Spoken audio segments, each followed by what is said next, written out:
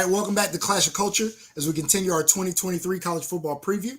Our next stop is in LA, the city of angels, as we preview the UCLA Bruins. So a second stop in LA. But like always, before we get to college football, before we get to football, we just want to continue to thank you guys for your support. If you've made it this far, please press the like, press the subscribe, leave a comment below. Let us know based off of our takes, what you agree with, what you disagree with. We love the fan engagement. We love the engagement below. That's what makes college football great. So we appreciate it, and we appreciate all you guys. But with all that being said, Stephen, what's your thoughts on UCLA this season? Alrighty, so talking about the Bruins, man. So ESPN has them coming in as FPI ranked number 41, about 7-5, 8-4, right around there, right about even, with a 1.5% chance to win the Pac-12. We talked about the Pac-12 before. It is a very talent heavy conference this year, quarterback wise. And I think quarterback position is going to be the biggest storyline for this team. You lost DTR, which felt like he was there forever. And then it's out with the old, in with the new with Dante Moore. And I hope Dante Moore is a starting quarterback. I don't know, who they have penciled in as of right now, but if I had to bet, I would say Dante Moore is going to be the starter. And I think this might be a hot take to start the video off right here and then, but I think Chip Kelly can make Dante Moore a Heisman-type quarterback by as early as next season. That may not be a Super Bowl take, but I think Chip Kelly is a great college football coach. Obviously, he went to the Eagles. That didn't work out and stuff like that. But with Oregon, when he had those powerhouses, I think coming off, an 8-4 season last year after the bowl game, or 9-4? 9-4 season after the bowl game. 9-4 last year. Yeah, so after the bowl game, I think UCLA can only go up from here. But I think obviously you have a true freshman quarterback. He was rated the number 2 quarterback in the country, number 2 player overall, behind Malachi Nelson, who went to USC. So both top quarterbacks, top players go to USC and UCLA. That's going to be a duel to kind of see in the next couple of years. So that'll be awesome. But I think UCLA, obviously, I probably wouldn't put them into that same echelon as, the Oregons, the Utahs, the Washingtons, and the USCs of the conference, but they have enough talent. And I think Chip Kelly's a great coach. So I think they could compete with all those teams. And I think they have a realistic shot. Again, I've said this so many times in Pac-12 videos, they have a realistic shot at winning the conference.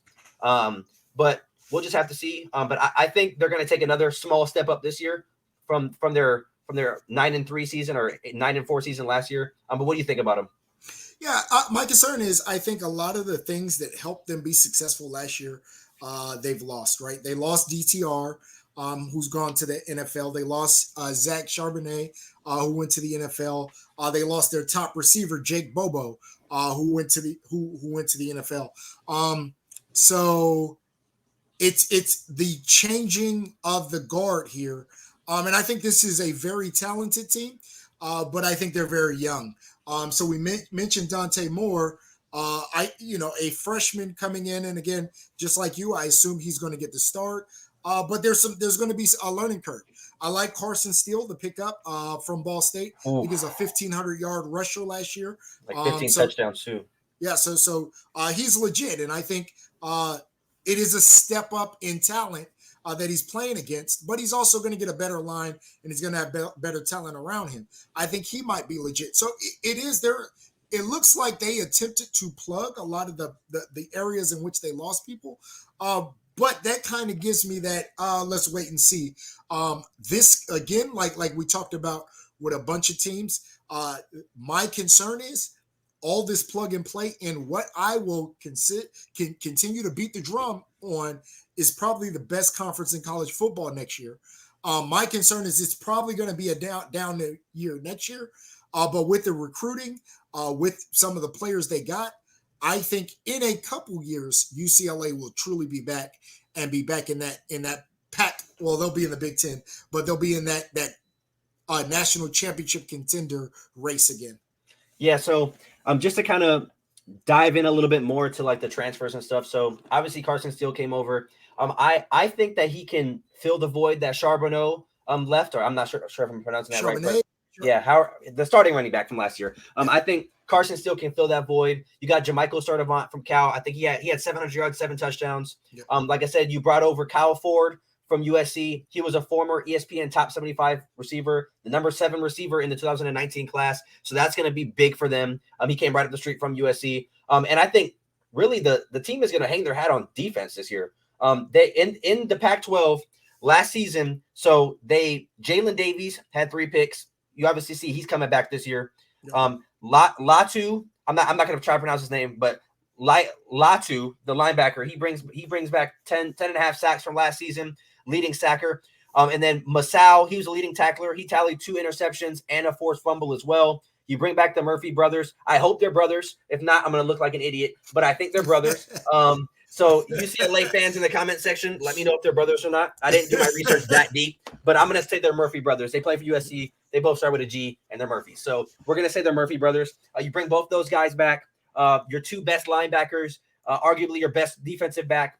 You bring back 8 of 11 starters. I think this defense is going to be really good. You brought in a new defensive coordinator, Danton Lynn. He was previously a defensive back coach for the Texans, and then the Ravens in the NFL. So he has a little bit of coaching experience as well. But I think in reality, when you look at UCLA last year, they had a really good offense. Obviously, you had DTR, and he had some Heisman hype around him early in the year. They averaged like 39 points a game.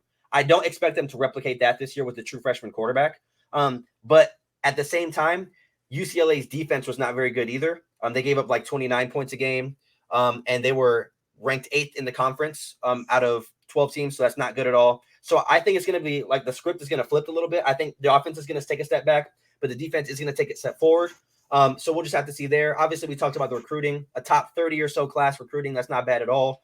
Right in the middle of the road, Pac-12 wise, but you get the number 2 quarterback in the class, which is always good. And you flipped them from Oregon. So Chip Kelly's got to be doing something right.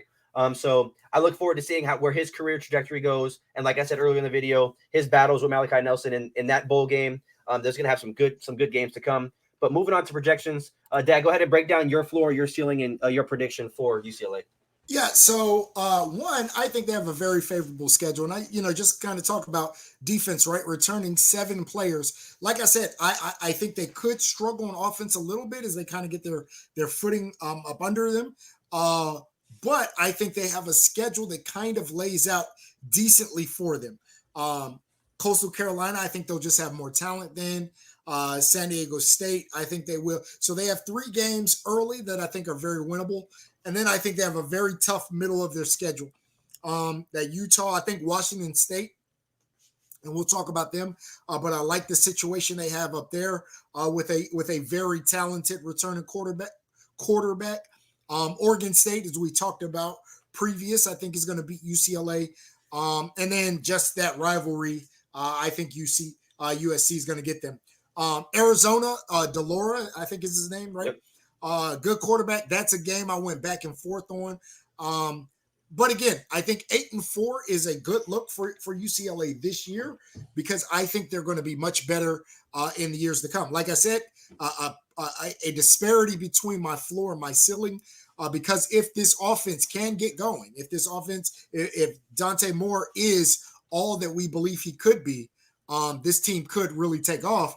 And I think the only 2 games that I do not believe they are going to win is Utah and USC. I agree. That's where my ceiling lied as well with the Utah and USC game. But again, so UCLA fans in the comment section, you guys are probably going to butcher me for saying that I think they're going to lose to Arizona. But the reason why I have them losing to Arizona is because, for one, it is an away game. And I think Dante Moore playing in a shootout type game against Jayden de Laura, who has a little bit more college experience, I think that's where it's going to kind of come from. Arizona did get a lot more talent. I don't expect them to be good this year, but they are a talented football team. They are going to be able to compete with some of these Pac-12 teams because they're all going to be shootouts. A lot of these quarterbacks are going to rip apart these defenses. You saw the way Caleb Williams did it last year. You saw the way Penix did it last year. And I think you add in another 4 or 5 high caliber quarterbacks or prospects, I guess you would say, because we haven't really seen much from them at this level. But I think it's just going to be replicated as far as the type of games that are being played. I think it's going to be scores in the 40s to 50s, shoot, even the 60s some nights. And I think that game, UCLA and Arizona, I think that game could be a 40 to 50 type game. And I had Arizona winning. Now, I wouldn't be surprised, obviously, if UCLA wins. They're probably going to be a overwhelming favorite in that game. maybe by a touchdown or two. But I think Arizona is going to edge them out just because Jalen Delora has a little bit more experience. And I think he's a talented enough quarterback to get the job done. But by no means, with them losing that game, does that make it a losing season for them? They're 9-3. And I had them finishing just outside the conference title game. I know I've said that a few times as well, but I think a lot of teams end up, around that 10-2, 9-3, 8-4 mark in the Pac-12. I think it's going to be very competitive football. And like my dad said earlier in the video, I don't know if it's going to be the best conference, but I would say it's going to be the best quarterback played conference. But I still think SEC is the best conference as far as, team wise. I mean, you look at the recruiting when the ranks come out and stuff like that. But I think Pac-12 is definitely inching closer just this year alone with the amount of talent that they have. But I think UCLA going to 9-3 and then potentially winning a bowl game, finishing, top 12, top 13 with a 10-3 record would be a hell of a season for UCLA and Chip Kelly. At that point, he's progressing every year. And then you have, like I said, the number 2 quarterback and number 2 overall recruit who's going to be obviously heading into his second season next year with hopefully better recruits based on this year and stuff like that, a little bit more experience in the offense. So, I mean, the sky's the limit for this team. Like I said, Chip Kelly is, I'm not going to call him a coaching GOAT in the college football world, but he is a notable name in college football. Yes. He had a lot of success at Oregon with Barry Yoda and, LaMichael James and DeAnthony Thomas and all those guys. So, I mean, he could replicate what he did at Oregon with UCLA, and UCLA is just as a household name as Oregon is. So, I mean, I think he has the funds and stuff like that to do, especially with NIL coming up. So, I mean, I think Chip Kelly can really turn UCLA around. And like you said, when they get to the Big Ten, have kind of a voice in the Big Ten, and with the playoffs expanding to 12 teams, they could be a team that sneaks in with that 10, 11, and 12 seed. So we'll just have to see. But I like the schedule, like you said, 9-3. I think fans should like that as a 9-3 record. Again, you're progressing. There's going to be those fans that think they're going to go 12-0, obviously. But I think 9-3 is a really good record for them. I agree.